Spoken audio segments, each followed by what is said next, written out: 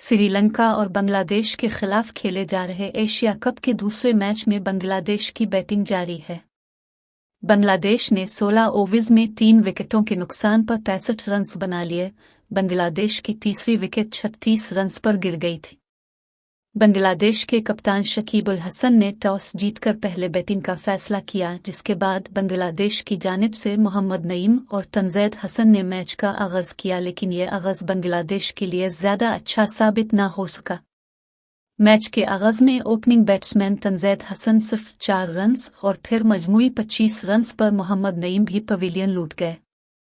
इसके बाद बांग्लादेशी कप्तान शकीब उल हसन भी श्रीलंका के मिडिस की गेंद पर सिर्फ 5 रन बनाकर वापस लौट गए। एशिया कप का दूसरा मैच श्रीलंका और बांग्लादेश के दरमियान श्रीलंका के शहर पालीकेले स्टेडियम में खेला जा रहा है। टॉस के मौका श्रीलंकन टीम के कप्तान दिसुन शनिका का कहना था कि विकेट स्पिनर्स के लिए साजगार है। वाज़ेह रहे कि बांग्लादेश की टीम के विकेट कीपर बीटर लिटन दास वायरल बुखार की वजह से एशिया कप से बाहर हो गए हैं। उनकी जगह इनामुल हक को स्क्वाड में शामिल किया गया है। गुज़िश्ता रोज़ मुल्तान में खेले जाने वाले एशिया कप 2023 के इफ्तिताही मैच में पाकिस्तान ने नेपाल को 238 रन से शिकस्त दी थी।